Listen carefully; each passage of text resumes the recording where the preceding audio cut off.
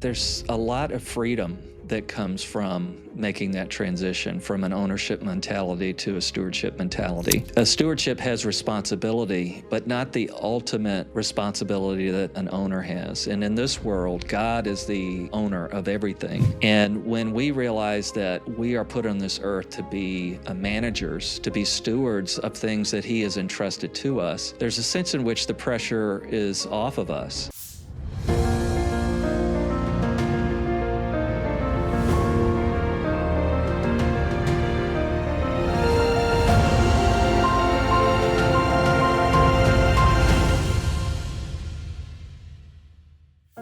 Most of us know generosity matters, but how it fits into our everyday lives, our families, our decisions, that part isn't always clear. So where do you start? Welcome to the Smarter Generosity podcast, where we accelerate the Great Commission through smarter generosity, bringing together the heart behind giving and the wisdom to steward it well. Today we're starting at the beginning. Welcome to the Smarter Generosity podcast. I'm Katie Brubaker. And I'm Eric Fleshood. Today, we're going to talk about why we're doing a podcast. It seems like a good place to start. I agree. Eric, let's start with the name. So what do you mean by Smarter Generosity? Well, the Smarter Generosity name comes from the mission statement of Cru Foundation, where we say we're there to help accelerate the Great Commission through smarter generosity. So we thought, hey, that's a great name for our podcast. But we are trying to bring together two things that oftentimes are difficult to bring together. Let's start with generosity. I think pretty much people understand what that means. It's a heart-oriented posture of, hey, I want to give myself away. I want to live with abandon. I want to live for others. I want to share with others.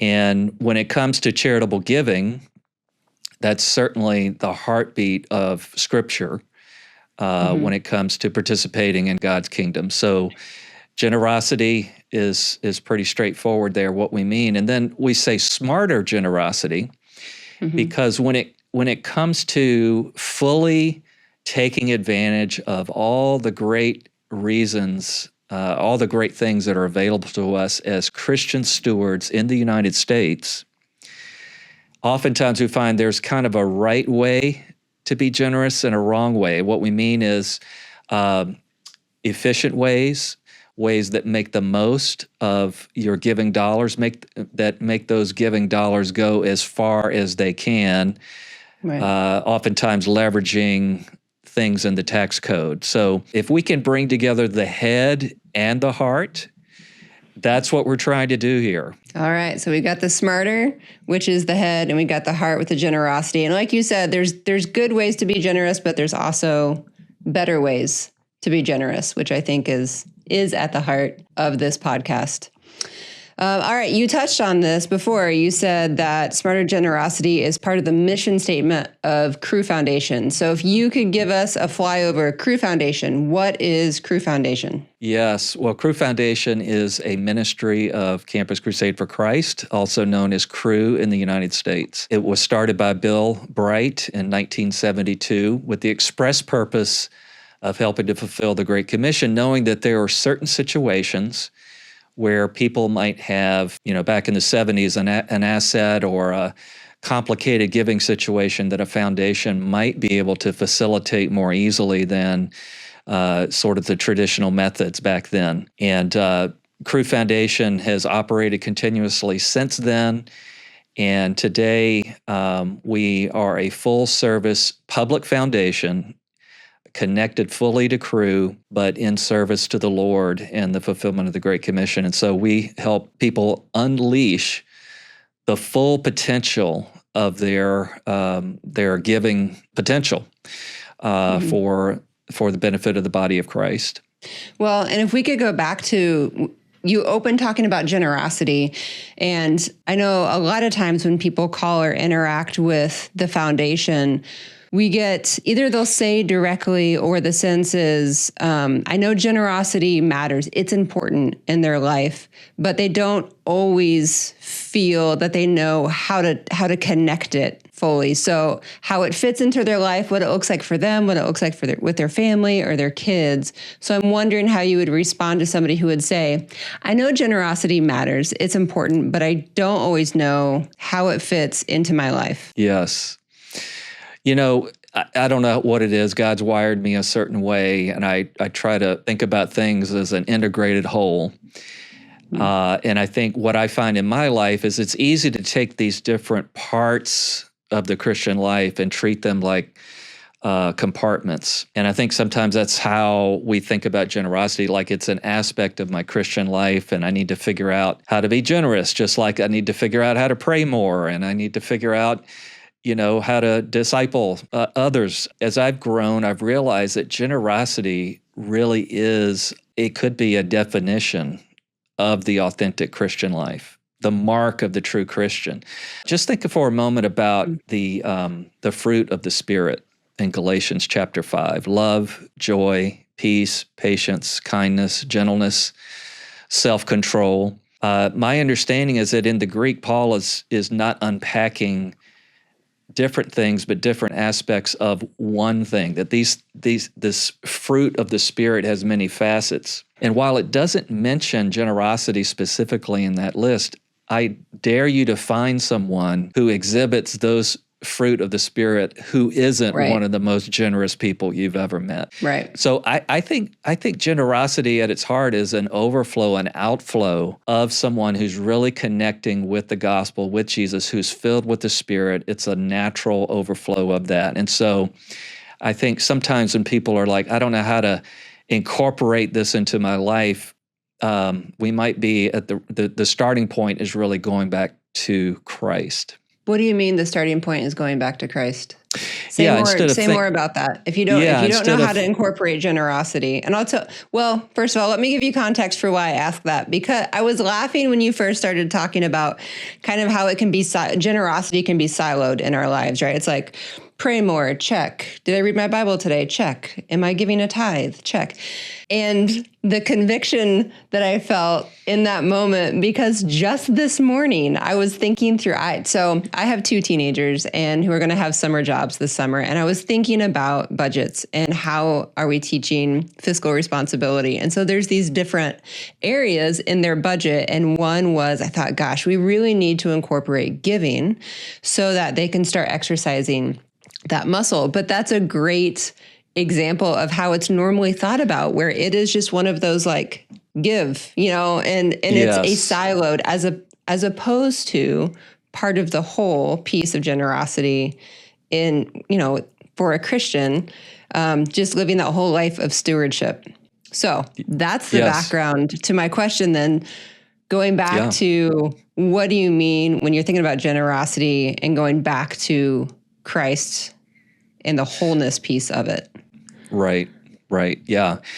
Certainly there's a sense in which giving there's an aspect of it which is a discipline, right? Mm-hmm. But sure. I think what I'm trying to get at here is that generosity isn't something you do so much as it is someone you are, something you are. It's a character trait. It's a mark of the soul and the spirit. And so it's the indirect overflow and outflow of something, which is namely your relationship with the most generous, wonderful person in the universe, who, as you get to know him, you can't help but be generous yourself as you see his generosity toward you. Right. Now, I will push back and say, but I know plenty of non-Christians who are very generous. Yes. So how does that work together then? Because if I wasn't a believer, I think I was just kind of born with a generous bent, but maybe, I don't know if maybe this will be part of your answer, but as you know Christ, it gets woven into the fabric of your life more. I don't know, but I do know a lot of non-believing generous people. So how does that play into it? And absolutely you're right. We Christians certainly don't have the market cornered on goodness in this world. Our friends and neighbors out there who aren't Christ followers certainly are capable of being some of the most generous people that you can know. Perhaps it goes back to the source of that generosity. Why are you generous, and where does the energy for that come from? Does it come from something that's manufactured, something that's a false belief system? Still great. Generosity is great, but in the end, we want our generosity to be connected to the truth. And for those of us who are Christ followers, that means an overflow of the truth of Jesus. Mm-hmm. Well, and I like what you said before, where the generosity, people can exercise that. It can be a discipline, but over time, that's where the formation happens, is that the generosity over time. I want to pivot just a little bit and kind of look into the future of this podcast, because I think we're going to be talking a lot about stewardship and how generosity and stewardship work together. So my question for you is, what do you see happen in someone when they begin to think of themselves more as a steward instead of an owner? Yeah. Well, there's a lot of freedom that comes from making that transition from an ownership mentality to a stewardship mentality. A stewardship has responsibility, but not the ultimate responsibility that an owner has. And in this world, God is the owner of everything.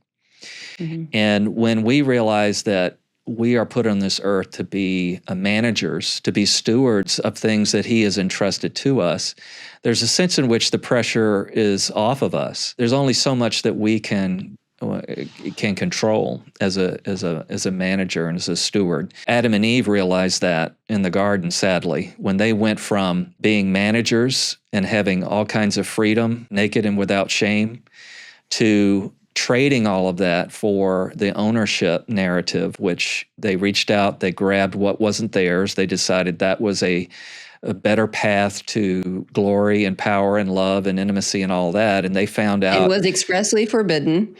Expressly forbidden, yeah. And they found out real fast that doing things from an ownership mentality brought curses and woes that we're all still working through today.